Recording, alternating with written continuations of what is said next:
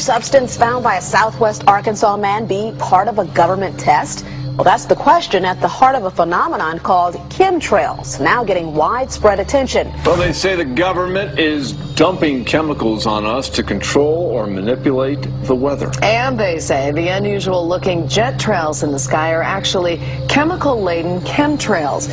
People say the government is up there in airplanes spraying all kinds of chemicals to change or manipulate the weather, leaving what you see there, and they call that a chemtrail.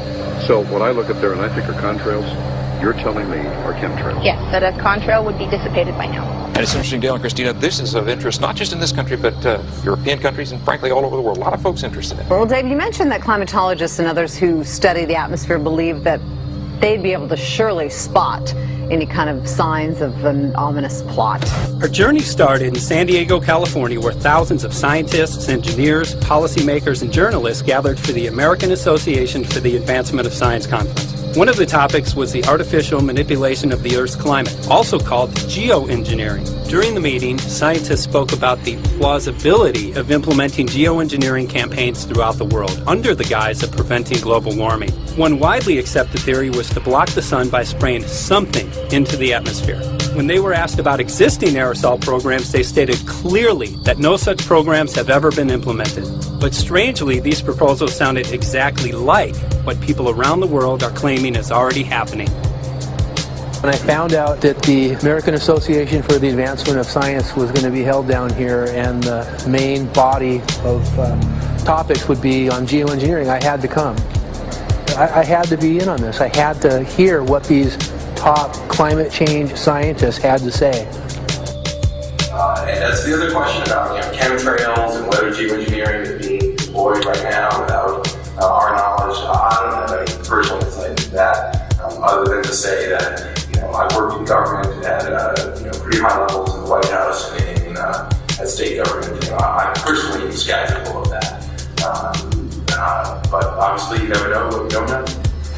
Chemtrails. On the internet, they are cited as proof of the government creating clouds to combat global warming. They claim the American government, with the secret approval of the national government, is covertly using jet aircraft to spray population centres with aluminium, with barium, and with strontium so as to reduce people's immunity and reduce the global population.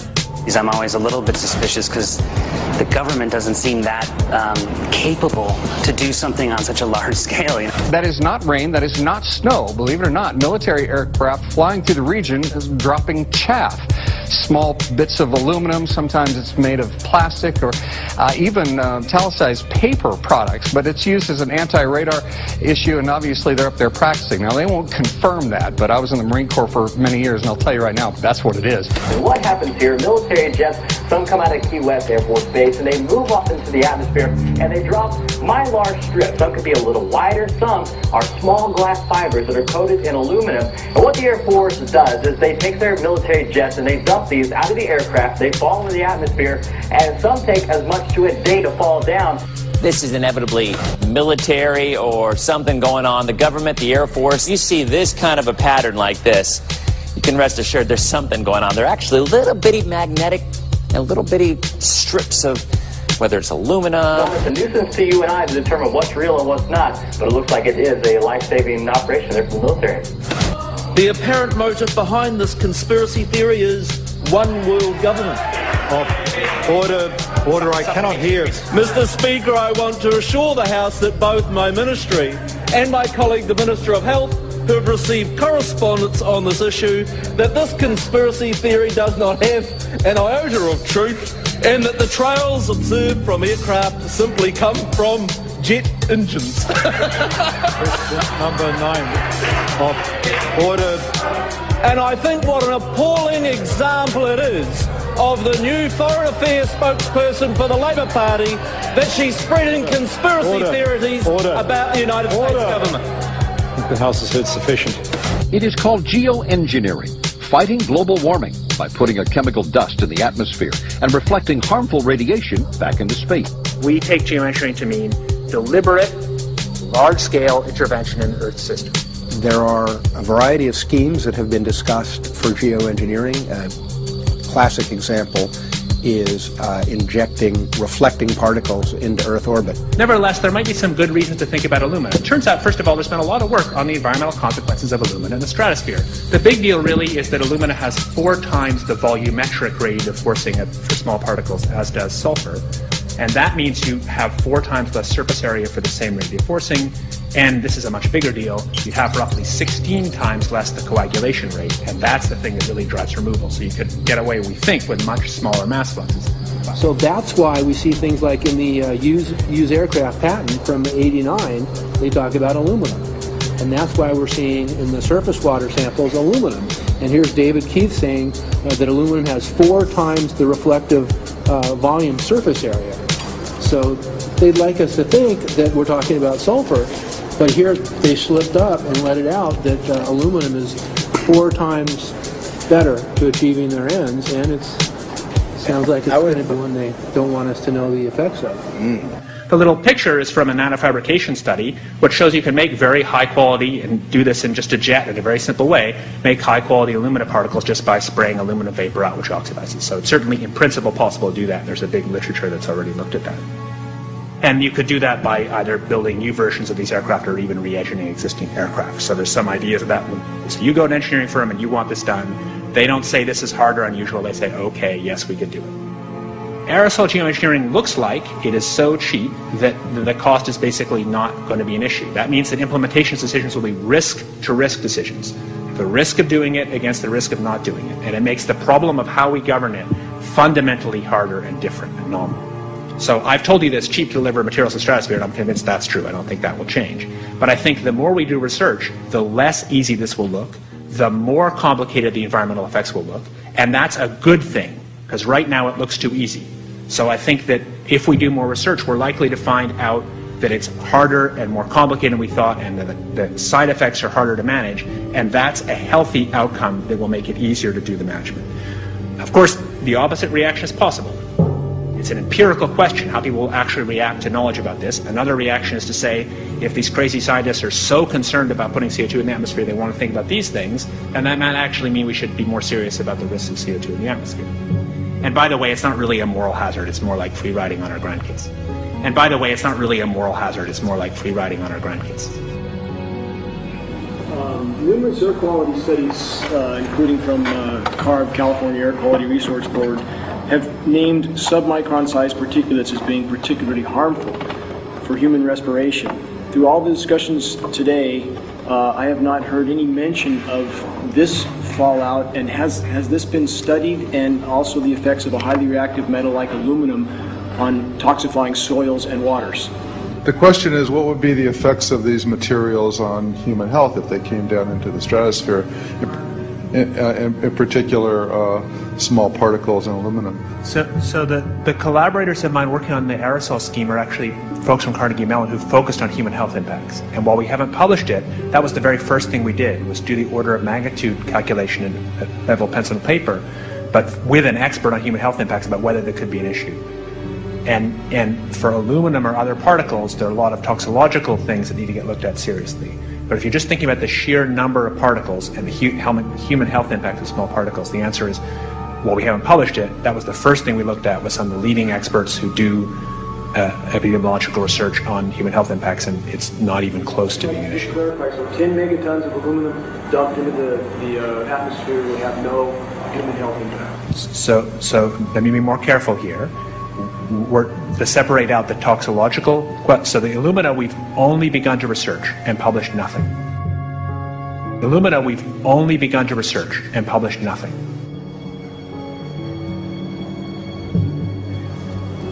Dane looked at him and he said, so you're telling me that spraying 10 to 20 megatons of aluminum, as you said, would have no human health effects? He took a deep breath and he swallowed and he said, let me be more careful here. We haven't done anything serious on alumina, and so there could be something terrible that we'll find tomorrow. We haven't looked at it. And that, for me, that was the whole main point of what is going to be coming out to the public. It's the damaging effects of aluminum that are being found around the world in massive amounts. Here's David Keith confronted on this very issue, and he looked, at that point like they just let the cat out of the bag. Mm-hmm. we haven't done anything serious on Illumina, and so there could be something terrible that we'll find tomorrow we haven't looked at. They're proceeding because they have an agenda that's separate from trying to thwart this crisis of global warming. You know, there's obviously several other objectives, whether it's depopulation, control, weapons aspects, communications aspects, all kinds of things, you know, wild cards that we know nothing about. We don't really know, and I'm not going to attempt to speculate on exactly what the agendas are, but we can see clearly the agendas are not benefiting mankind. You know, it's benefiting the agenda of the elite. And so I think the question is, how do you draw the line between some activity that is allowed and doesn't need global governance and activities that do require global governance? Dr. John Holdren has agreed to serve as Assistant to the President for Science and Technology and Director of the White House Office of Science and Technology Policy. I look forward to his wise counsel in the years ahead. My personal opinion is that we have to keep geoengineering on the table. We have to look at it very carefully because we might get desperate enough to want to use it. So what would we do if in year 2040 or 2060 there's a severe climate crisis, say widespread famines or Greenland sliding suddenly into the ocean? That the only plausible way in which we could start the Earth cooling this century is to directly intervene in the climate system, say by putting particles in the stratosphere. We do stuff in the stratosphere all the time, of course, and so it's not as though the stratosphere is absolutely pristine. But you don't want to have people going off and doing things that involve large radiative forcings or go on for extended periods, or for that matter provide lots of reactive surfaces that could result in significant ozone destruction. You know, maybe I'm putting a particle into the atmosphere because I'm trying to make money, or maybe I'm putting a particle into the atmosphere because I'm engaging in scientific research and trying to understand cloud physics, or maybe I'm putting this particle into the atmosphere because I'm trying to make it rain locally to seed a cloud and get more snow on our ski slopes. And this obviously raises all kinds of questions. It's hugely risky. It will likely negatively impact some people, but we might find ourselves in a situation where those risks seem worth taking. One of the things that really shocked me was in one of the breakouts they had the benefits of these programs and then the risks. Now the benefits, the one thing that was stated was the just cooling the planet. You know, some of the risks were ozone depletion, droughts in Africa and Asia. I got to tell you, I came away from this experience after listening to these scientists for 4 days of symposiums, really concerned because it's clear now that they are justifying, rationalizing, and looking to legitimize some really, really horrible impacts, further impacts on our environment. And they're basically formulating the sales strategy and the implementation and oversight strategy and the funding strategy. After San Diego, I was shocked by the programs that had been proposed. I decided to write about it. That night when I finished, I sent the article to an online publication with my email address attached. When I woke up the next morning, my inbox was flooded with responses from around the world. Why? Because I had just broken a story on aluminum in geoengineering models, which I had no clue at the time that very few people knew about. Now this metal, aluminum, is being found in massive quantities way above normal levels all over in rain, in soil, and in snow. After that, the calls started pouring in from people who were desperate for someone to investigate. That was the fuel that started the film. Before we started filming, we had the opportunity to sit down with one of our favorite authors and documentarians, G. Edward Griffin, to find out what he knew about the subject.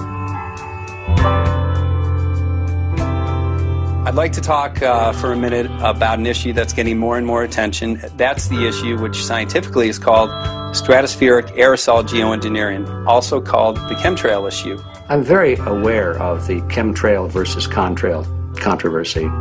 As far as I'm concerned, it's an open and shut case. I have been watching the development of jet travel from its very beginning. I used to live near the Los Angeles airport. Remember when the first jets came in and landed. Man, they made a big noise. We never heard a noise like that before. And we used to go down and sit at the end of the runway and watch these jets come in and take off because it was a novel experience. I've been watching jets all my life. When I know about jet contrails, I've watched them. They're vaporized moisture, ice crystals, and they get out there in the atmosphere, and then they effervesce and evaporate and then disappear, and you can see them. Plane moves along and the little white trail follows right behind it, and usually about 10 or 20 lengths of the plane or thereabouts, and then it's gone. And you can still see them that way, by the way, once in a while. So there goes a contrail. These other things we're talking about are not at all the same phenomena at all. These planes go by and they billow out this white smoke, and it covers the sky from horizon to horizon. It doesn't dissipate at all. And they crisscross each other. And you see this thing cover the sky and turn it milky, and then people start having trouble breathing, and then you hear stories about the aluminum and barium deposits that they're picking up and the residue. And you put it all together, and I don't see how anybody who's got their eyes open and their mind open can come to any other conclusion but that somebody is spending a lot of money and effort to spray the planet. The question is, why? I have my own theories, but I hope that there will be some good investigative reporters go out there and get us the answer. I know that whenever it's finally discovered, and it will be, the people who are doing it will undoubtedly say, oh, well, we did it for you folks. It's for the greater good of the greater number. It's for the society. It's probably to prevent global warming, or maybe it's to inoculate people against some kind of a dreaded biological attack. We can't go around shooting everybody in the arm, but we can spray them and save their lives. You see how good we are? We're doing it for the benefit of society. I know they're going to, whatever it is, they're going to say it was for your good, or mine. Think if we had the ability to steer hurricanes, and the hurricane was going to slam into New Orleans.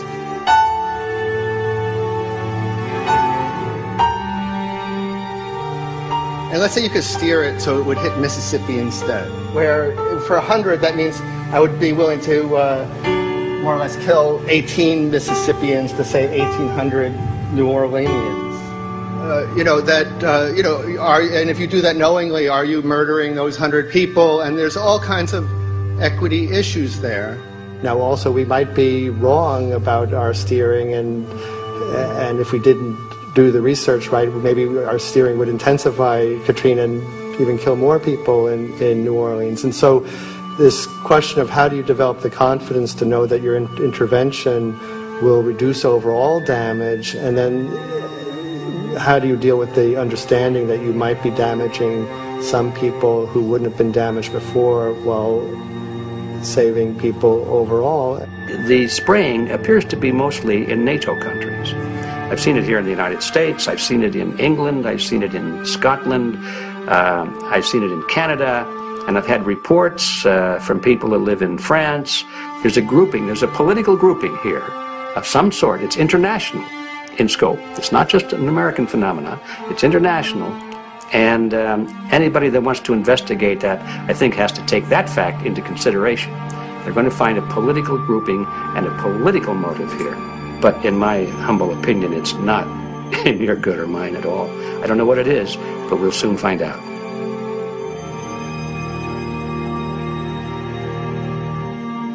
I'm sure that if you follow the old advice, which is follow the money, you'll come to the answer sooner or later. Soon we realized that we all shared the same need to get this information out there, to share with the public, to let people know what is being done. Ed felt so passionately about the issue, he offered to help us. Well, the main thing now, since it looks like the budget is going to be met, is to get it done well. We don't come off the tree knowing any answers at all. Yeah, we're not scientists. We're just asking questions, exactly. And we've got to be very skeptical about the answers. That's it's totally accurate, totally honest. Why can't people see this? They're not hearing it. They don't know that the facts are not being presented. We're very lucky, you know that? Look at this opportunity that's being dumped on us. I know. Opportunity. It's, well, this, It really is.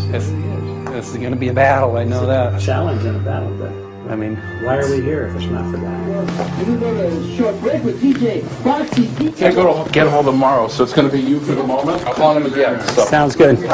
I saw the sky crisscross with chemtrails, and I can't remember if it was in LA or I was on the road, but I had looked up one day, and I thought, look at that. That's not the flight path, man. That was a grid, a regular grid. Yeah. Over the city, and I couldn't believe my eyes. Milky white clouds. And, you know, it all seems very obvious, and now the evidence of what we have on the ground with the aluminum, the barium, strontium, and with what we see in the patents and what the geoengineers say are going to happen, I mean, for the everyday Joe, this is a slam dunk. This is a very delicate moment for the powers that be, because they're taking a covered-up operation like the tropospheric aerosol program, or chemtrails, Project Icarus, whatever. It's had many names over the years. And they're making it overt into a geoengineering scientific shield to deflect sunlight because global warming's out of hand. So at this very moment, the belly of the beast is right above us with no armor. Whether people believe in chemtrails or not, the geoengineering should be scary enough. And when people learn about geoengineering, chemtrails will then become apparent because they're the same. So you're talking about global conspiracy here. Geoengineers propose doing this on a global level. Off to Redding, California. Guess this is the second step after the AAAF meeting. We'll see what we find.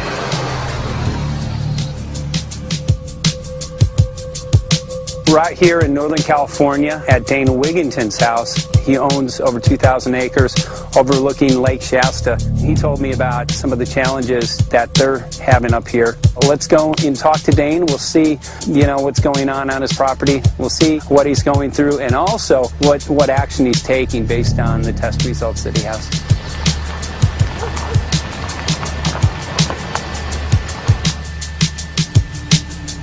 As you know, I have a background in the energy fields. I worked in the first solar plants in the continental U.S. in the early 80s. My home was on the cover of the world's largest renewable energy magazine, so this is my background. My goal has been to alert the public there is a mountain of toxic material falling on us, period. Before about 5 years ago, our skies were typically blue, and now you see it's covered with lines and haze. And virtually nothing you see on the horizon, nothing you see in the sky above us is a natural cloud. I mean, it is virtually all the remnants of these aircraft lines that you see fanning out, spreading into clouds, artificial clouds. But the sky is a very dirty look to it. There's not the white cloud blue sky that we had only a few years ago, but it looks like there's some sort of massive industrial activity or forest fires burning over there. And we see that typically every night. You see, even down to ground level, the clarity drops off significantly, and we don't see that except for the days when we have these long, lingering trails that spread and cover the whole sky. And on certain days, you can see these trails actually dropping vertically like a veil. We assume the particulates are descending, and we have the test to prove that we are being inundated with levels of aluminum and particulates that are literally tens of thousands of times what would already be considered high. So we're not talking about exposure to a slight percentage higher of these toxic materials.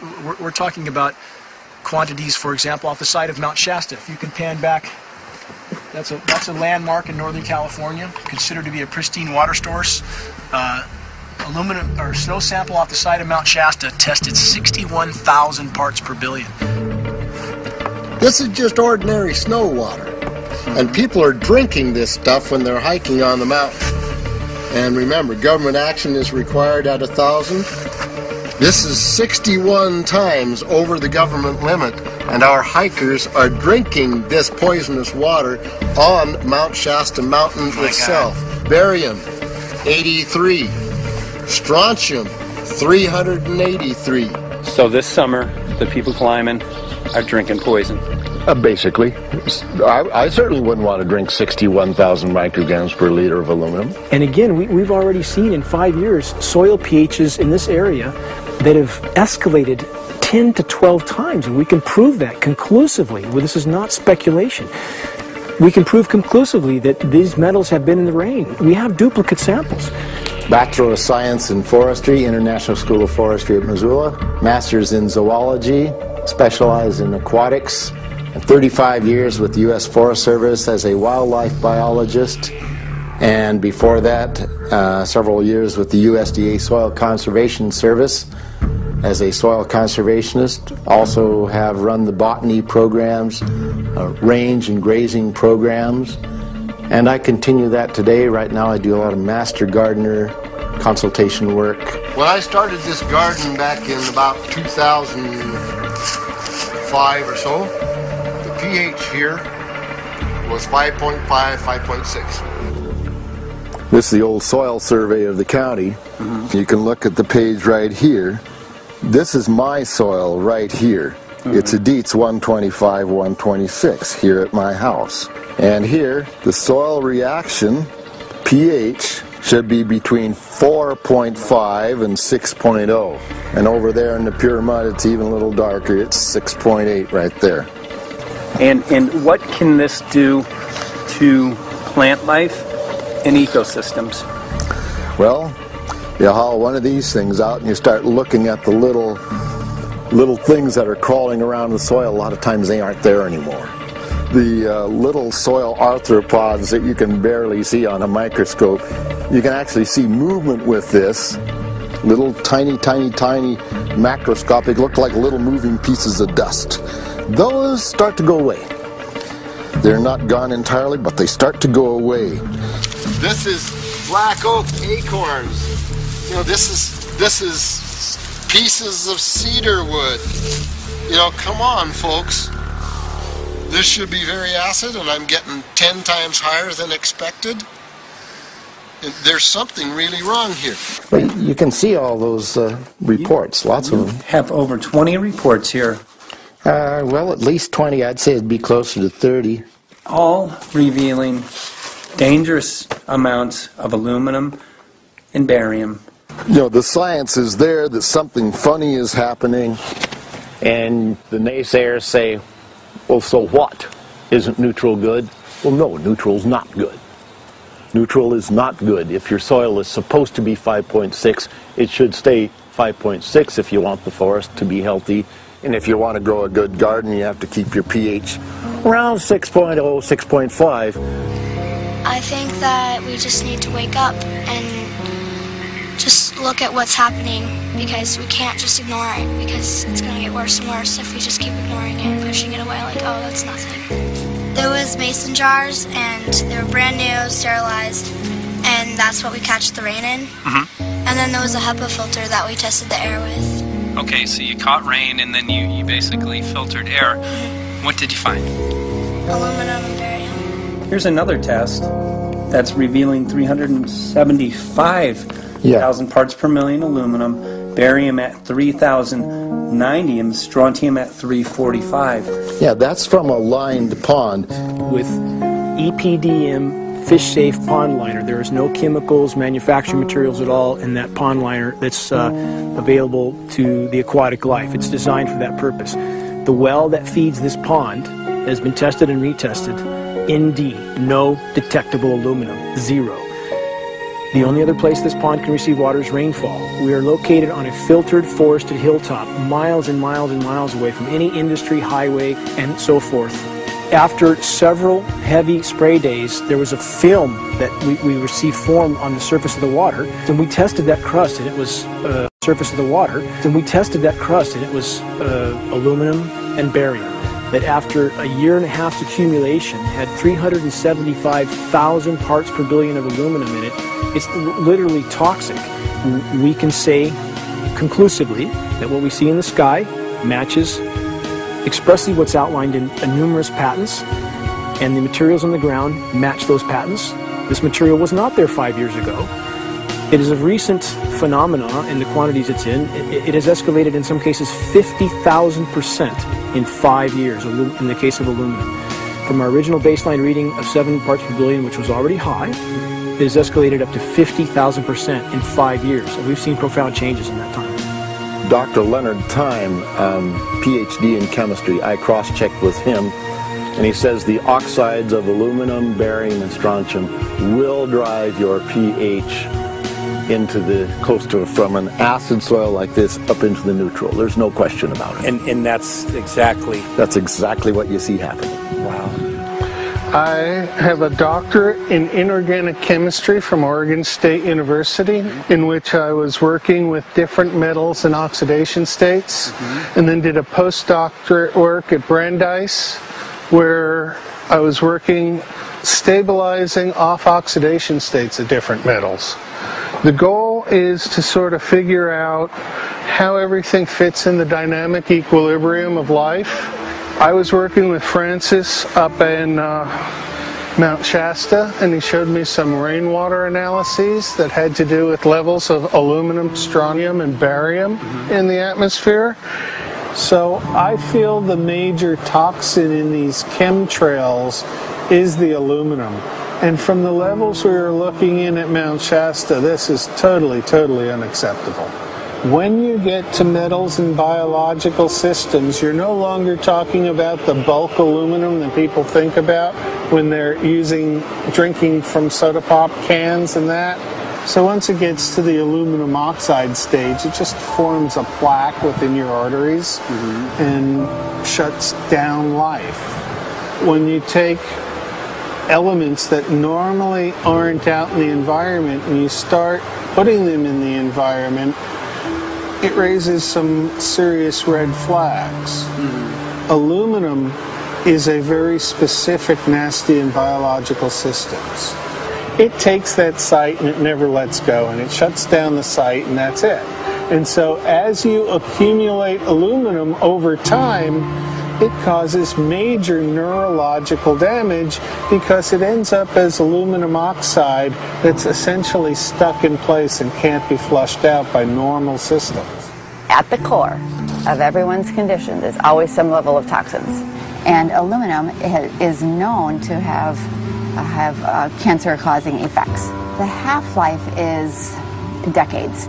I think that we should be working on taking more of these toxins out of our environment instead of adding more toxins in. It's very concerning that if we add more toxins to our environment, that will be increasing the rates and risks of cancers. Even one patient is not worth it. So sad that they would consider putting aluminum in our environment to affect something when they could be causing so much more damage.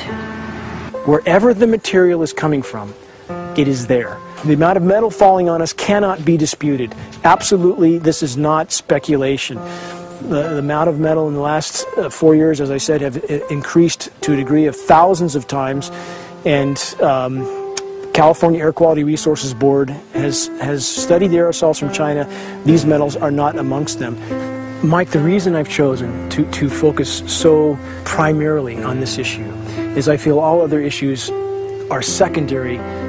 What could be a greater priority than not being able to walk out your door and take in a breath of air without sucking up heavy metals? If our land base is being poisoned, if our waters are being toxified, what will we have left to work with? Whatever we choose to focus our time and energy on, whatever our political beliefs, that this is a common ground for all of us. We must have air that we can breathe that's not full of toxic chemicals and metals.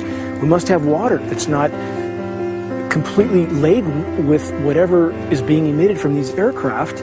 And if people stopped to consider that the atmosphere is as thin as a layer of paint on a basketball, it is an extremely thin layer that allows life to exist on this planet, to simply treat it as a physics lab and experiment with it until it is broken beyond repair is folly of unbelievable proportion. And if people understood that this sort of experimentation not only is going on, but has been going on for a very, very long time. Going back 50 years, there's been countless climate manipulation, weather modification programs that the vast majority of the public is completely unaware of. And if they think that this is not true, that certainly that somehow they would have known if it was occurring, I would ask them to look at things like Agent Orange and the things that governments do because they can, because there's no one to stop them. because they have these huge military machines that want to control everything. And in fact, the government's own document, perhaps you may have seen, it's available to any online, is called Owning the Weather, an expressed goal of our government, and not just our government. He told the Associated Press that the American government has created weather tampering techniques so that the New World Order will be able to starve millions of Americans and to control the rest. There is weather control techniques. Number one, the entire patents on the equipment. Number two, Senator Claiborne Pell's complete statement and story of his own that not only does it exist, but that we even utilize it as far back as the Vietnam War. Well, Murph, we're going to do what we can. Let's see what we can do.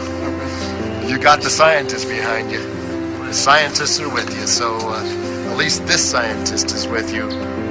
I may not have $1 million budget, but I've got enough to show that something's dreadfully wrong. You got it. All right. So Arizona will be this Monday, the 21st. Senator Johnson up in Show Low. So we're going to be in the car hole a long time.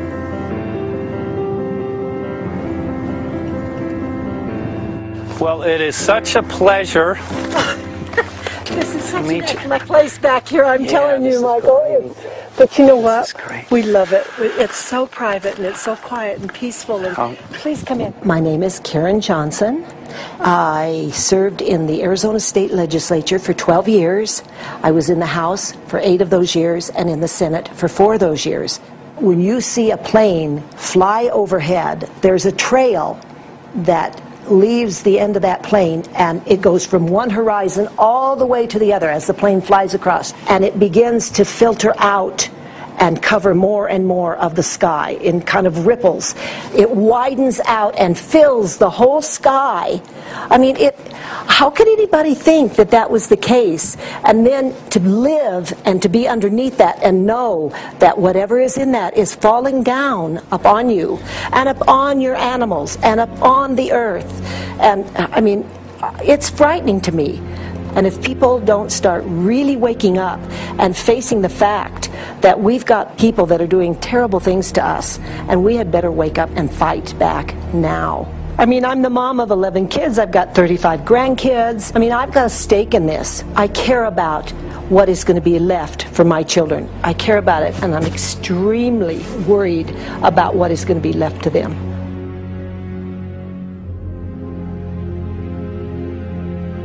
Aluminum is toxic, and we know that it's accumulative, and we know that we're getting more. So we're absorbing it in the air, we're drinking it in our water, so we are accumulating more. So the thought of more aluminum being dispersed in our environment in the way that you mentioned is very frightening to us and very disturbing to us.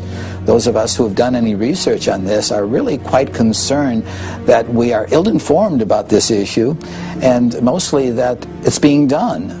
Aluminum is toxic. We know that it is. We can debate as to the amount of toxicity that is going to be disturbing the body, but as far as really accepting the fact that it's accumulative, it's synergistic, then we have to conclude that it's not a good idea to put it in our atmosphere, especially when we know we're getting increased amounts, and especially since we know that the scientific communities around the world are pointing a finger at the heavy metal toxicities, at the toxicities that we're absorbing in the day-to-day food that we eat and the air that we breathe. The concern is off the charts about why is this happening?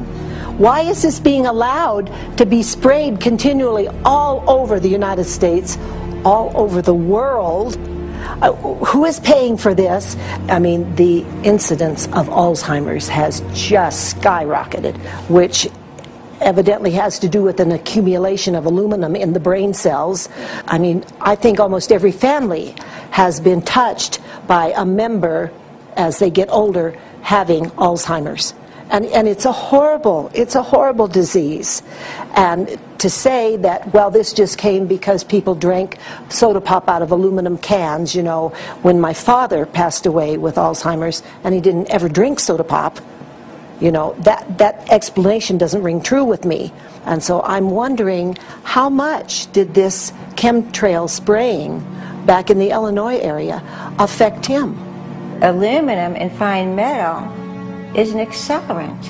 Our friend who's a firefighter up in Pine, Arizona for 20 or 30 years says that the wildfires now that they're fighting are way beyond anything they've seen before in intensity.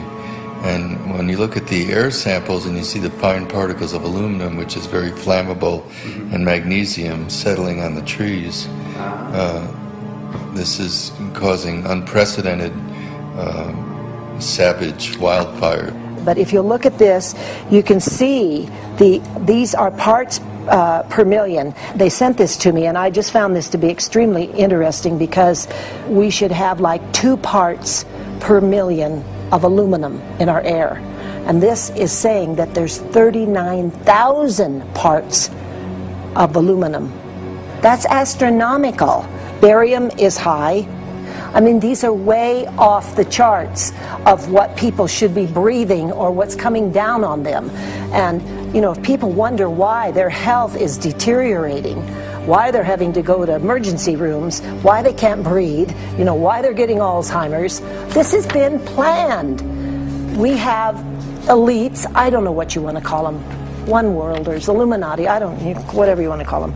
But with these people that don't care about the average person.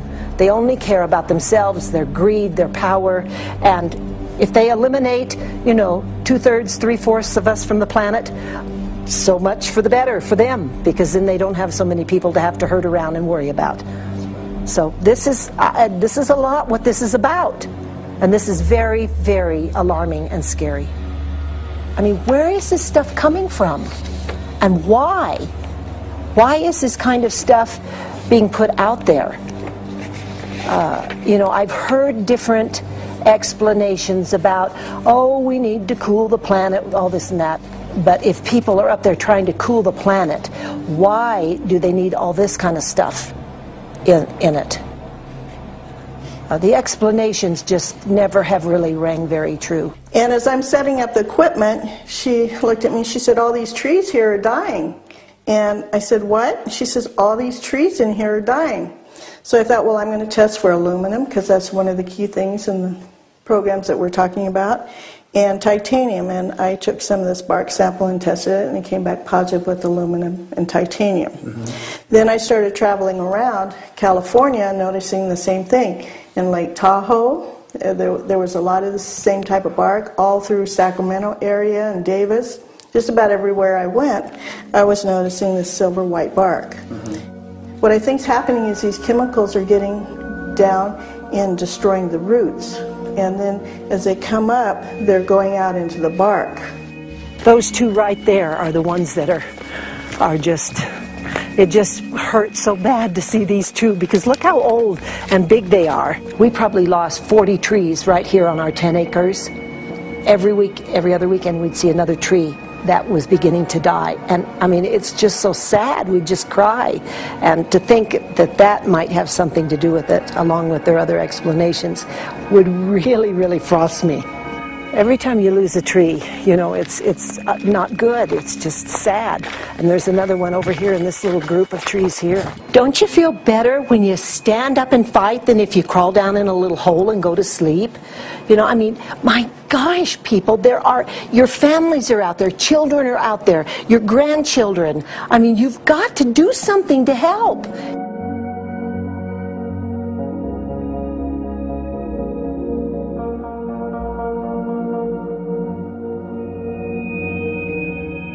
My greatest hope is to get people to question, and hey, if they don't wake up while we're there, I'm hoping to plant some seeds.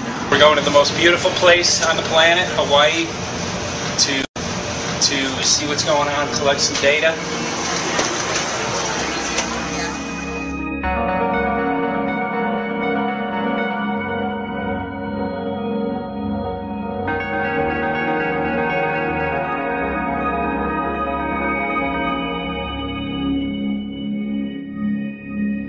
Thank you for having fun with us. Hope you enjoyed the trip. Have a great vacation and welcome home if you're lucky enough to live here. Thank you.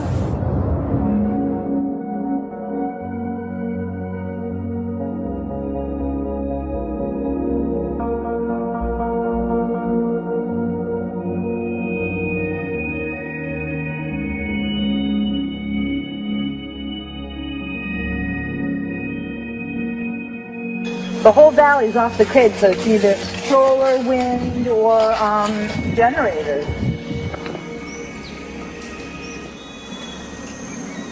Look at this, man.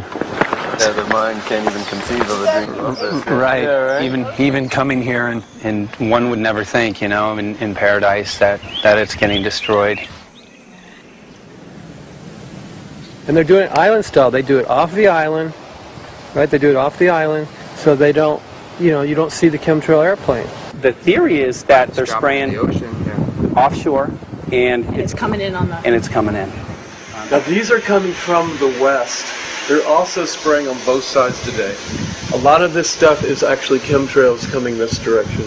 There's material that's blocking. We should be able to see to the horizon, you know, where the Earth curves, because we're high enough and we have the ocean, right? So we should be able to see. We should be able to see the Big Island. It's only 30 miles away.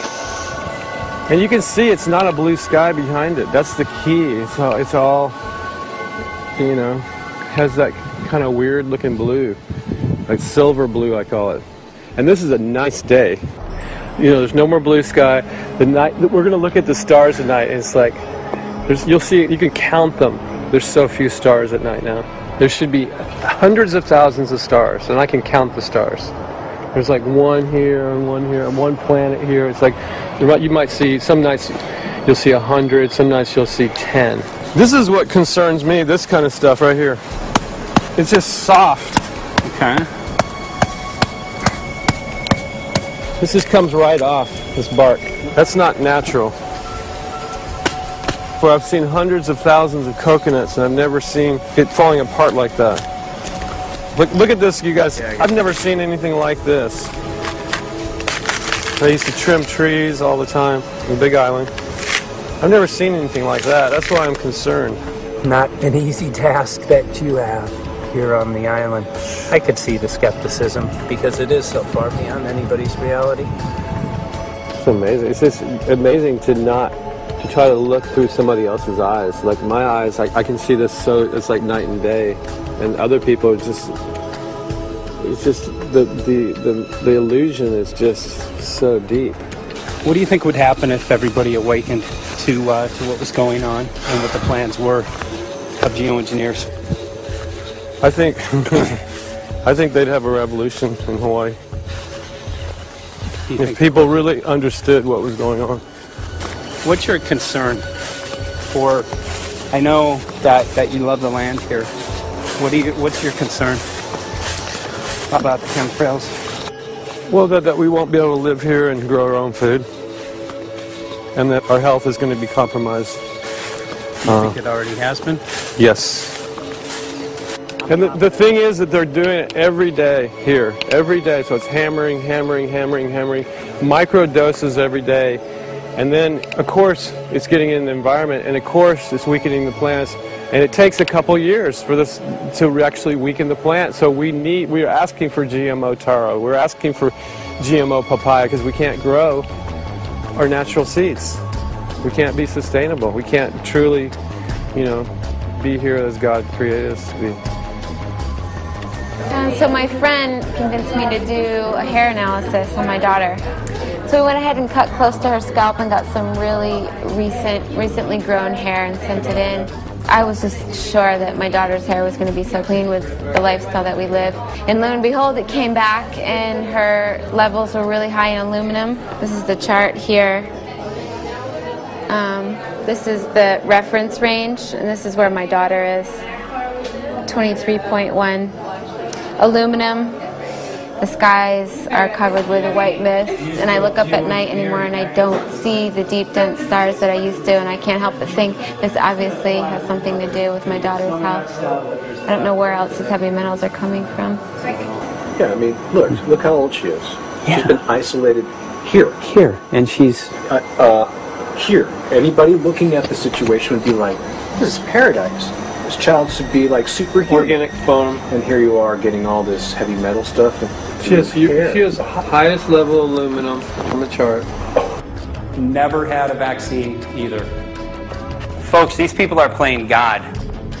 They are playing God. They're manipulating the weather, and they're spraying stuff into the sky. They are trying to geoengineer everything, including your plants and trees and your ocean.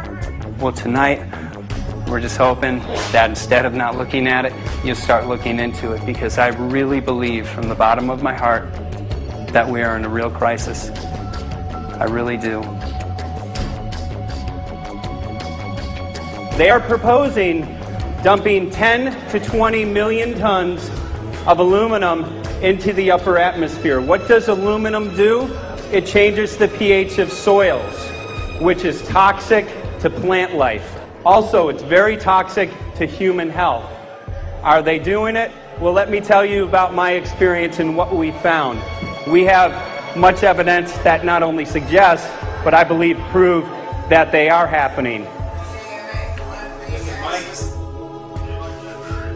Jeff, what's going on? And as I promised, we're joined right now by a very special guest, Michael J. Murphy, currently on location in Hawaii. He's working on a documentary film called What in the World Are They Spraying? Michael, welcome to the program. Great to speak with you today.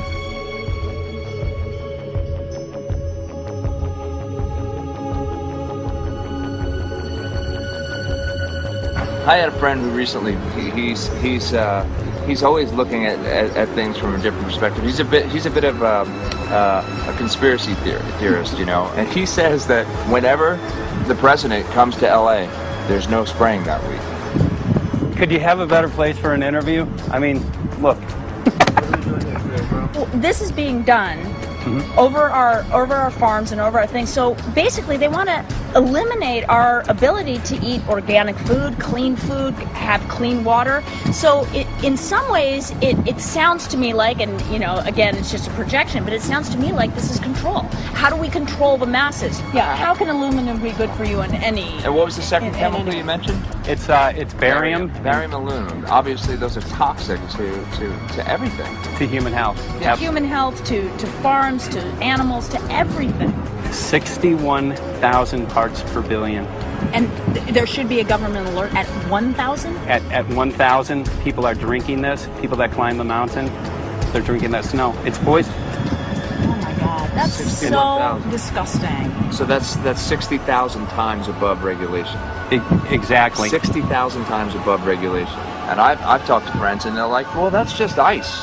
That's just condensation. And I'm like, you can talk to a second grader. Ice doesn't float in the sky and spread out that way, you know? You're not an expert, but you're a concerned citizen who said, wait a second. Who's actually doing the research. Yeah, you're doing the research, and that's what we need to do as Americans and say, you know what, I want to know what's going on. I want to know what the FDA is doing to my food. I want to know what the government's doing with my air, my water, and the soil.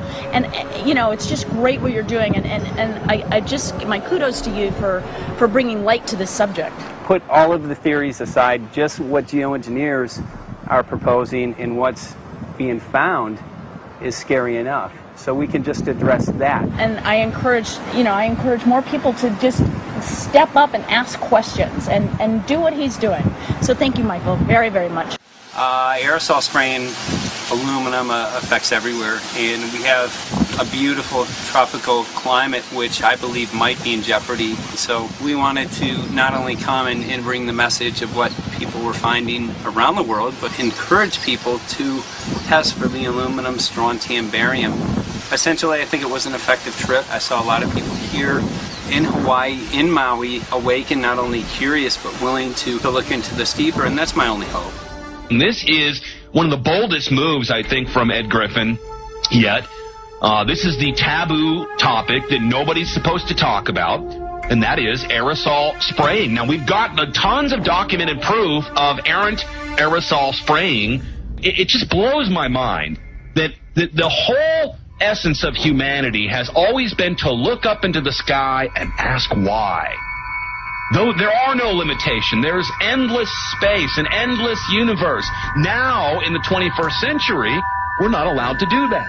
Anyone who looks up and sees the giant grids and the X's in the sky that weren't part of our existence until just a decade or two ago is somehow called a kook. And the people that are the best and biggest proponents for the revolution and for liberty, they don't want you to talk about it because you could discredit them. it seems to be an industry that's being built up to milk the taxpayers by undergoing some kind of a giant global spraying program to make all kinds of money on the project, and they don't seem to care really what effect it has. They're not trying to experiment to see if humans can survive it or anything like that. They just want to get this stuff up. And then we discover, as we're going further down the line, that there are companies generating genetically modified organisms, or seeds, modified seed crops they're being engineered to resist the aluminum in the soil. And a lot of crops won't grow in that. And so now, after they've messed up the soil, all the farmers were going to have to go back and buy seeds that have been genetically engineered to resist the aluminum that have been put into the soil. And all of a sudden, mankind is completely dependent upon these companies like Monsanto and other giant agricultural firms. You can't even grow natural seeds anymore. And we're looking at that. It's a shocking thing. I hope we don't find that that's true, but all the arrows right now are pointing in that direction. We get into cost-benefit analysis here because there's also HARP could be involved in this. Geoengineering, as you guys mentioned, which is documented heavily in Dennis Kucinich's bill, that is the Space Preservation Act, which, by the way, I don't think got through Congress. And then Kay Bailout, as we call her here, Kay Bailey Hutchinson, also put together some legislation in order to qualify geoengineering, which again is supposed to save us all from global warming. But it is cost-benefit analysis because they can benefit on so many different levels. Ed, that's how they do everything, isn't it? That's right. And you know, there's an old adage: if you just follow the dollar, follow the buck, you get to the source of the problem. And it looks to me like there's a tremendously profitable industry being built up right now around this concept of geoengineering or weather modification or reducing global warming and all of these other things that can be sold fairly easily to an unsuspecting public. They all say, oh, well, that's good. We don't want global warming, you know. And so they put up with this and they don't question, they don't criticize. But behind the scenes, you see a whole industry being built up, which is, as I say, tremendously profitable. And the money for all of that is coming from the taxpayers. And it's a scam is basically what it is. We're just focusing on the one area that is real easy to prove. There's no speculation in the area that we're going into. They definitely are doing this geoengineering. They definitely are talking about it. They're working on formulas for it. They're putting together strategies for it. They've got funding for it. Everything is in place. We don't even have to go into those other areas to make the case. Okay, let them believe that, but at least they must understand that there's no question that they're talking about it and planning to do it.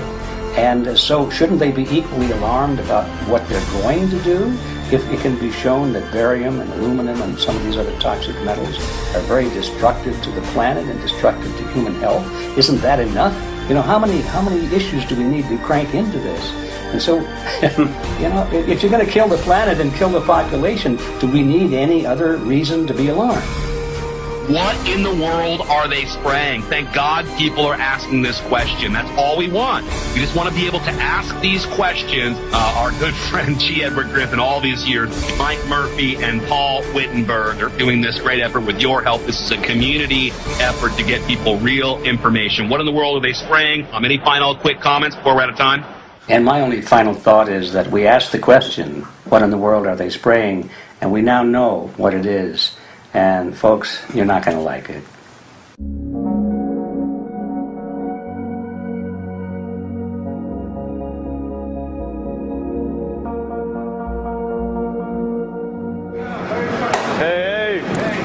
I'm Peter Vreken. I'm from Belgium. I'm 54 years old. I can't believe it myself. I'm a very happy and grateful person. We are doing the job the police, the Justice Department or the Environmental Department should have been doing.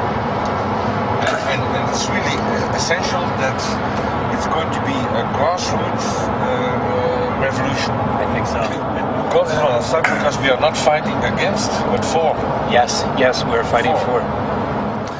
I was in the council for about 25 years and also a period as the mayor. So from that moment on, 10 years ago, everything started to change. I start to get a picture of what is really going on.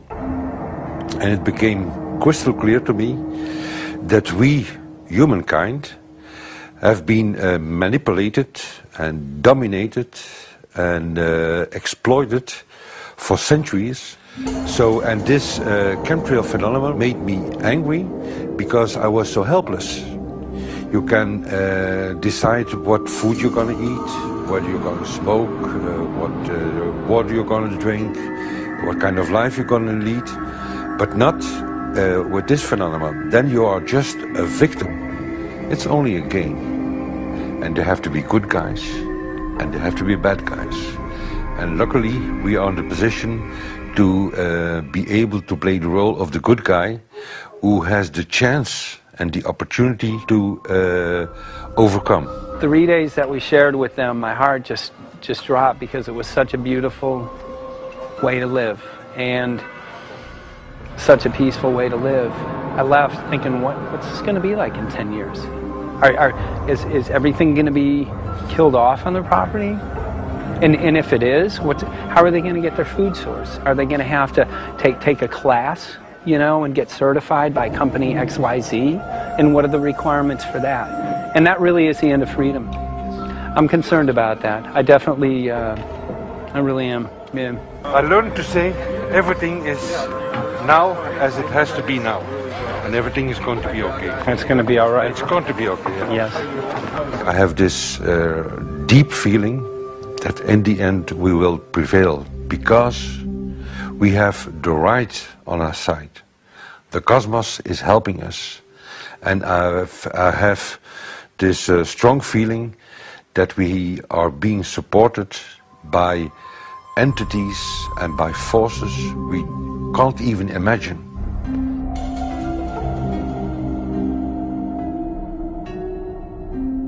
Here for the first time we have this scientific proof that we are being spread. We are being spread, and it's incredible and it's hard to believe, but we are being spread. I think at this moment to stop is not an option. Once you know it and once you have a tool like this and an opportunity like this, that the issue of chemtrails or persistent jet contrails or whatever name you use for it, that this phenomenon is recognized as being real, publicly debated on. In the context of geoengineering, I think it's high noon to bring this to the public. This is what the sky is supposed to look like. These are old paintings. We forgot this, I'm afraid. In the years that I have been a medical research journalist, I have looked at many things, and I found the same three issues in whatever I'm looking at. And that is that we are being dumbed down, we are being made sicker, and we are being made infertile. Citizens gathered from around the world in Belgium for the first International Chemtrail Symposium. The event attracted leading professionals, politicians, and activists who discussed the health, environmental, and social implications of these programs. Today it's only going to be about facts, documents, figures, patents, licenses, everything that brings us to the truth. We have no other weapon against this vast complex than exposing and bringing their dark works in the light of the truth. We have the hope that by our efforts, more and more people will become aware of the fact that we are deceived by our leaders. So today, we, as a family, join forces with the people who publicly made known to the world that chemtrails are not a conspiracy theory, but a conspiracy fact. From the Technische Universiteit Delft in the Netherlands. Ladies and gentlemen, please welcome Koen Vermeeren.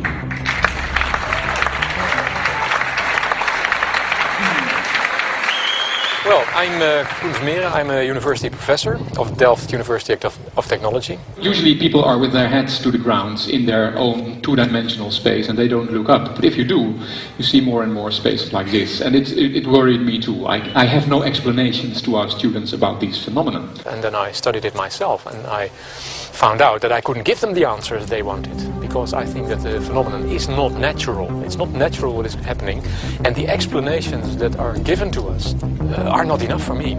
If you look at them from a scientific point of view, the first thing a scientist does is trying to explain something.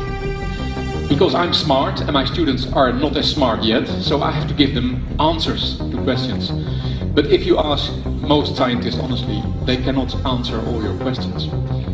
If people are using climate control all over our heads, I want to know about it. I want to know the consequences, I want to know the health impacts, I want to know everything.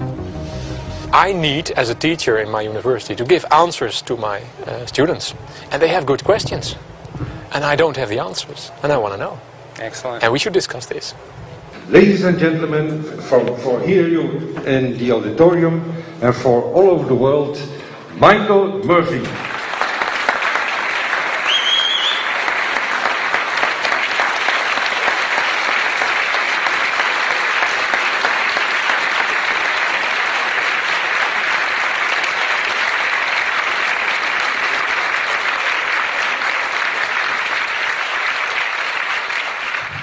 Well, thank you very much. It's definitely an honor to be here in Belgium. The people who are in power control everything. They control the markets, they control us. Now they're even controlling the weather. And they can use that for warfare applications. The one thing that they cannot control is what God had originally made, and that's natural organic seeds. This is called the Hegelian dialect. It's called problem, reaction, solution. The problem here is massive amounts of aluminum, things starting to die. The solution is Company X that says, hey man, you're not getting yields on your crop. Everything's dying. But I got the solution. I got a seed that will grow in this environment. The only problem is now you have to start buying from me. We're a little concerned that maybe part of this agenda could be to kill off anything that's natural and organic and re-engineer it with aluminum-resistant GMO seeds. Many may know we just got back from a week of filming in Hawaii, and it was an incredible trip. A big concern for the people there is they're beginning to see softening of the coconut trees. But their concern is that these programs may again be part of a broader agenda to destroy anything that's natural and organic, so that the corporate redesigned GMO foods might be the only source of food for people. I didn't anticipate so many people, young and old, who are interested in this phenomenon and are concerned about it. And especially liked the address that the young girl gave today. Only 17 and already making an address to the audience. That is, well, incredible. My name is Sofia Xenilis. I am 17 years old. It is quite scary to know that the air we breathe is not what it's supposed to be. That the food we eat and the water we drink contain traces of those substances which are sprayed out over all of us, as though we were being poisoned like insects. The feeling that this is causing me are feelings of deep anger and rage. I don't want to be poisoned, I don't want to be infected with cancer, and I'm just so angry that this global poisoning can be going on such a massive scale, and not enough is being done to stop this crime. A clear answer to one question. Are we being sprayed? Have we been sprayed? And is it their intention to spray again and again?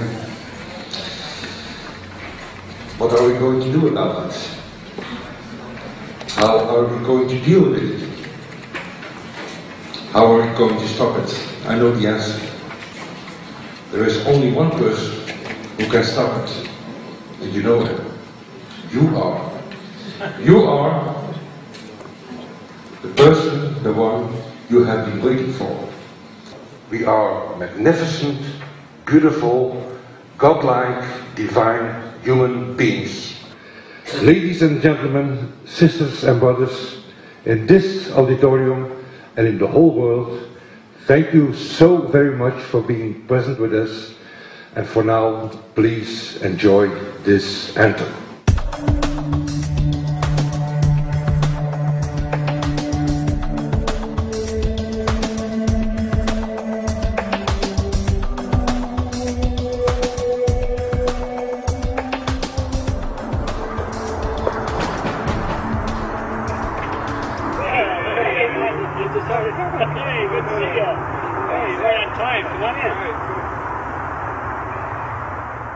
So, anyway, I'm glad that the weather's been good for you fellas so far. Just think if we were doing this in the wintertime, you might, if you're going to Washington, D.C., you might run into snow. Thank God we're not. That's right. You know, it's interesting because of the different weather modification programs. There's something like, I think, right around 32 in the continental U.S. alone going on. So the theory is that geoengineering is in part weather modification. You know, Mike, that's a very good point. There are so many subsets connected with this issue of geoengineering. People are writing to us all the time with information about the connection to global warming, the connection to weather modification. Some people think there's a connection with Morgellons disease. Others think it's kind of a means of transmitting electromagnetic impulses from the HAARP antenna system up in Alaska and Siberia. Boy, it gets your head spinning, and each area, I think, is worthy of investigation, but we have so little time. I think it's wise for us to stay focused on just the aerospraying and the toxic effect of these chemicals and the destruction of the planet and the damage to human health. What more do you need than that to convince people that we have to put a stop to it? So to stay focused, I think, is our mission on this one.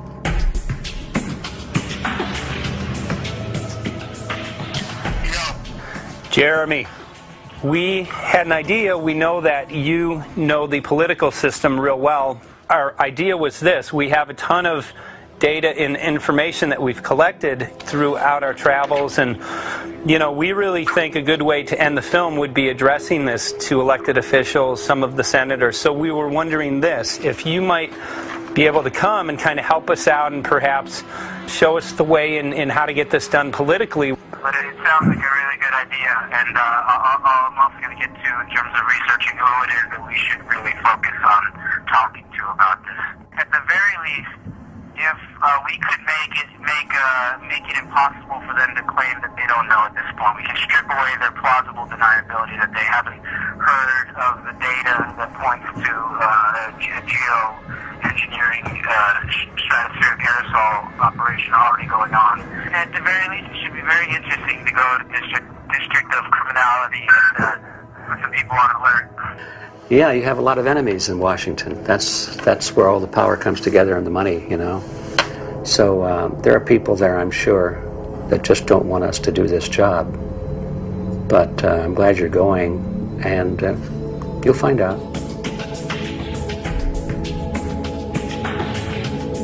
We took the data to Washington, D.C. There we presented our elected officials with the following letter. According to the 5th article of the Bill of Rights amending the Constitution for the United States of America, no person shall be deprived of life, liberty, or property without due process of law. But the daily spraying is depriving all persons living within the United States of life, health, liberty, and integrity of our common and private property without due process of law. As a representative of the people of the United States of America, we insist that you do everything in your power to protect us and immediately put a stop to geoengineering spraying at once. There exists no justification, legal or otherwise, to poison the planet and its inhabitants. Now suppose that space aliens arrived on, maybe they're going to land at the UN headquarters down the road here, or maybe they'll pick a smarter spot. But suppose they arrive and they give you a box. Suppose they arrive and they give you a box, and the box has 2 knobs. One knob is the knob for controlling global temperature, maybe another knob is a knob for controlling CO2 concentrations. You might imagine that we would fight wars over that box, because we have no way to agree about where to set the knobs. No global governance, and different people will have different places they want it set. Solar engineering is like chemotherapy. No one wants it. But we all want the ability to do chemo and to understand its risks, should we find ourselves with dangerous cancer. How long does it last up there? The lifetimes are years. What, years? A couple years. And then it what, precipitates out, or? Yeah, that's correct. No toxic side effects that we know of? The thing we always wonder about is the unknown unknown. Yeah. So if you're thinking about, say, the acidification, it's clear that's not a problem. There's several studies that showed that. Right. But of course the concern here is with so little research, there may be some unknown that comes out of left field that bites us. My name's Mike Murphy. I'm a filmmaker in from Los Angeles. We're covering an issue called geoengineering. Okay, thanks guys. Senator, quick question about the issue of geoengineering. I'm afraid I don't know what you're talking about. And wondering if you were supportive of geoengineers' proposals of spraying 10 to 20 million tons of aluminum into the atmosphere. I should really get a briefing paper on it before I give an opinion. Oh, not a problem. Are you aware of the issue? Not completely. At all? Because, okay. Do you have a letter from constituents, and people have concerns? Yeah, We're making a documentary about the I don't know. You guys have credentials to be here? Yes, yes, we do. We pass through security as well. Endowed by our creator. I think so. Please don't touch my property. You're lying. No, why? What did we lie? What did we lie about, sir? No, we're not. What are we lying about? Lying about what? It's a little unusual, huh? I haven't heard that. You're not aware of it? And it appears that these programs have already been deployed. You know, I had to look at that proposal, and so, why don't you let me review it? I can do that. Are you aware of? Actually, I'm going to go. Yeah. Let me go ahead and get that. I will take a look at this, and I will act accordingly. General, this program, this openly covert program of the aerosol spraying, stratospheric aerosol spraying, geoengineering, using tons of aluminum, spraying it up in the sky. I have no idea what you're talking about. Okay. Commonly called chemtrail survey. When you were the head of NEMA, did you see the aerosol trails? Mike Murphy, filmmaker in Los Angeles. Hi, sir. And we're covering an issue called geoengineering, and wanted to know if you're supportive of geoengineers' proposals.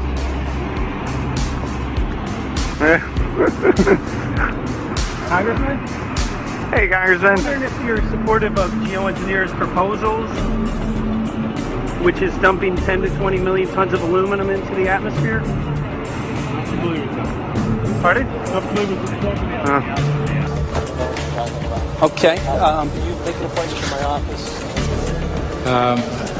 I'm not supportive of it. I haven't looked at it so I don't. Have you heard of the issue? Because it's becoming mainstream in public, and there are actually congressional committees which are being formed to talk about these programs. Mm-hmm. Yeah. Well, I think when we drop anything into the atmosphere, we should know prior to the effect of that, right? Yes. And if we don't have the knowledge as to what the effect will be, we shouldn't do it. I think there are 4 different options for thinking about deployment of geoengineering. The first one would be we just ban it.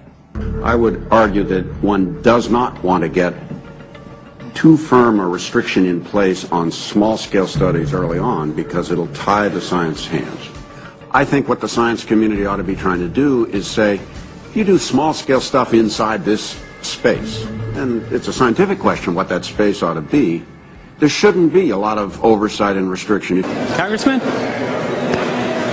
Excuse me. Hi, I'm Mike Murphy from Los Angeles, covering an issue called geoengineering. These guys are running from the geoengineering issue. I wonder why. I'd have to talk to my staff. I don't know what your details on that are. Have anyone made you aware of the issue, or? Sir? Congressman, your committee talked about geoengineering last November. Are you in support of those proposals? I'd love to give you a paper. Geoengineering? You know nothing about the geoengineering issue? this. Never heard of it. They call it geoengineering, but yeah, I never heard of it. It's nothing I've ever heard anything about. When we looked up in the air today outside DC, we saw this stuff going on. Quickly, have you heard of geoengineering? No. The proposal is to shoot 10 million tons of metals into the air. This committee, Science and Technology, covered it for the first time. No. No, I've never heard of it. So we were very concerned. How you doing? I'm fine. How are you? So what? We spoke with Congresswoman Watson's office, and her press secretary, Ms. White, was familiar with Representative Kucinich's Space Preservation Act, which mentioned chemtrails and the weaponization of the atmosphere in space, and then it was pressured to be taken off the bill. Did you see the aerosol spraying going on today over the Capitol? Congressman? Geoengineering carries with it a tremendous range of uncertainties, ethical and political concerns, and the potential for catastrophic environmental side effects. He's not one to do interviews very often, so not unless we usually really pressure him into it. Okay. So don't, all that is, don't hold your breath. As chairman of the Committee of Jurisdiction, I feel a responsibility to begin a public dialogue and develop a record on geoengineering. We want to know if you're supportive of their measures by spraying 10 to 20 million tons of aluminum into the atmosphere? No, I think we need to have more research. Okay. And about the issue of current deployment, there's literally a mountain of evidence that many people believe proves the deployment of these programs. Any knowledge of that? No, there's certainly not a mountain of evidence.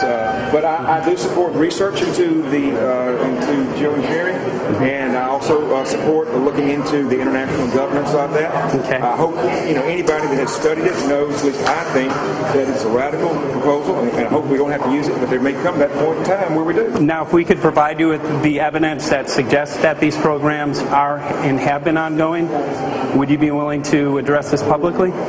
We've had about 3 or 4 hearings on it. We have addressed them publicly. Well, not about the proposals, but about the current deployment of these programs. Citizens. I don't support the current deployment. I think we need to have more research, and they have consequences that go beyond one nation, and so I think that there needs to be governance to that. Governance is not simply an issue of deployment, but governance before deployment in terms particularly of large-scale scientific fieldwork. I concede that on this subject and in general, it's not popular to talk about global rules. And when these people started talking about the need for UN Security Council oversight, a supranational environmental security enforcement with a strong mandate by the UN, it really was clear that they're looking for a global power behind the manipulation of the environment. But I do think it needs to be sort of an international kind of treaty that does tie and bind all nations into a common fate. It is a common fate. And unfortunately, it's not just big governments that could do this. It is small governments. It is billionaires probably could figure out, I'm going to save the world all by myself, and I won't bother to mention it. How do we decide when there's a planetary emergency? Whose hand is on the thermostat? How do we decide when to start it? There's no way to do that right now. And what if we do start doing it, and then by some problem with the technology or with the will, we can no longer do it? In a year or two, the aerosols will come out of the atmosphere and temperatures will shoot up at a rate much faster than it's going up now. And it's that rate of change that's hard for us to adapt to. So once we start it, we'll be sort of locked into doing it for a long, long time. And so with basically no end in sight. Boeing would pursue this to make a profit, right? I mean, financial motivation to do this. Let's see. So let me not speak for Boeing. Is that allowed? Okay. Yeah, well, it is what it is. No, but someday, if the U.S. is going to decide to do this stuff, they're going to look to a company who can do it, and you want to be positioned. Boeing would rather get it than Lockheed Martin. So certainly we have an industrial base that helps the country take on technologies and large-scale challenges like national defense, and we do that both for a profit motive as well as, I think, as a national service. So I think it would be truly disastrous You know, we discovered a few years from now that there was a black program that some government had stood up to sort of learn on the quiet how to do this. It's pretty clear you can cool the planet, but you will not and cannot bring it back to exactly the same climate state you started with. So you may or may not, and I expect we'll have a lot of back and forth about how useful it is to ameliorate the risks of climate change. I think there's a good evidence it probably is useful, but we don't know. But it certainly can't get you back to exactly the climate you started with. I think everybody agrees with that. Do you think you'll see deployment in our lifetime? Let me say I hope not. Al? I would agree. I hope not. I hope not. Okay. I see this as something like an evacuation plan. That you build big dikes. Maybe that's the emissions reduction to try to keep the flood from wiping you out. But that if that flood should come, that you'd like a plan for what to do in the event of that catastrophe. So I see these options more as a catastrophic response option and not as a way to reduce risk of everyday climate change. You would advocate mitigating consumption of beef as a means of accomplishing your objective? Yes. How would you suggest going about that? You can't. I mean, it's your job to decide what to tax and what not to tax. Obviously, if you wanted people to behave differently, you give them incentives and disincentives for behavior. But I'm sure that's the answer you wanted to hear, Mr. Smith. If only my time had not expired. Thank you, Mr. Chairman. Because there's literally aluminum and barium contamination found around the world, believed to be from these programs. Like, look, today over the Capitol, looks like they're deploying some type of aerosol. Did you see it? No, I didn't, but good to see you. In a James Bond scenario, some rogue rich guy puts some airplanes in the air and sees the clouds. What is to prevent that? Okay, are you aware of the issue? You do it through the... Are you in support of those proposals? What is your take? I don't know anything about it. You're not. I have to get more information. I've got a chair here. Okay, we'll give you a letter on that. Yeah, this is a letter from constituents. Okay, great. Excellent. And many people believe that these programs have already been deployed because mass contamination has been found. Geoengineering programs, stratospheric. Got it. Yeah. Spraying from airplanes. Okay. So what is happening? People from around the world are finding contamination. Let me take care of this and I'll talk to you when I come back. Thank you very much. We see that even though we might make the average temperature of the planet about right, the rainfall patterns change some from today. And some places become warmer and some places become cooler. So there are going to be winners and losers in this geoengineering activity if we were to do it. But nevertheless, as David has said, there are reasons why we might consider doing it. Many people are deeply concerned about it because of the toxicity of aluminum, and it has been addressed to Congress in various committees. Would you take a look at a letter from some of your constituents addressing the concerns? Okay. Can I give you a letter from constituents? Are you aware of their proposals of dumping? Gotcha. Thanks. Well, I'm not familiar with it, so I don't know what they're doing. Okay. Well, geoengineers are proposing just that, dumping aluminum and barium into the atmosphere. Why would they do that? Aluminum's a precious metal we can use. Well, the stated goal is to actually cool the planet. However, there's a... Sounds strange. Right, exactly. So they're proposing dumping these metals into the air to block the sun, essentially. We're here to just find out what members of Congress are... I hope we would have a strong hearing on that before we decide to do that. I would hope so. And there's plenty of evidence that not only suggests that these programs have been deployed, because we're finding contamination of aluminum and barium on the rain, snow, and soil. Okay, thank you. Thank you. LA County has seen a 200% increase of Alzheimer's over the last decade. Tons of ground and water samples showing high levels of aluminum all around our state. Why don't you give me all the information you have? I have some very good people I will assign it to. And if you get it to Mr. Lavelle, he's got my card and send me an email. And Lavelle. He's got my card and send me an email and We'll be in touch. We are investigating this, and there's literally a mountain of evidence that suggests that these Okay, programs are move going that on. mountain over to us. You Let got us it. take a look at it. And look up, Thank keep you. looking up into the sky, and you'll see some of it. Oh, okay. You will. You can All see right. the aerosols being sprayed out of airplanes quite a bit. Okay. So thank you. Yeah, the future of humanity is definitely dependent on it. So we're counting on people like yourself to take some proactive steps. So thank you very much, guys. You're very welcome. Appreciate Thank it. you. Thank you. Right.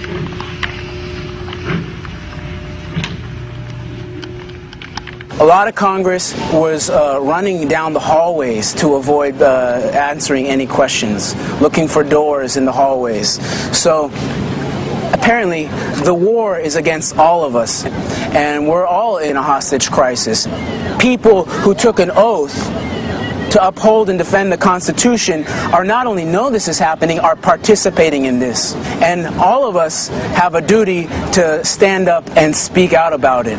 Why is the water being contaminated? Why is the soil being contaminated? Why are aluminum-related diseases going up? And it's affecting all of us, and thus we all have the duty to stand up and speak out and get educated and stop this. For our own sake, for our children's sake, it is a crucial moment in history right now.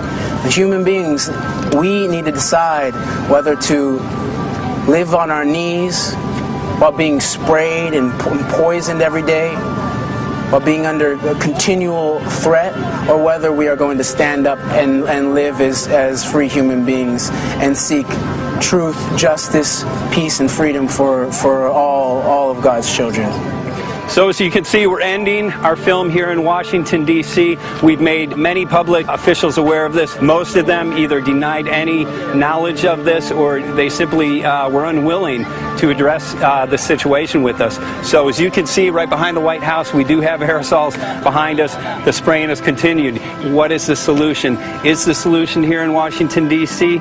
Clearly, this is one of the solutions, but the solution is not only here, the solution is within you. This issue affects all of us so deeply. So you need to look inside. Please get active, get involved, start spreading the word with growing awareness. About 90% of the population, we believe, is unaware of this issue, which means 90% of the people who normally might do something if they knew are not doing anything because they are unaware. So please look into your heart, use whatever skill you have to get the word out. The future of humanity is dependent upon it.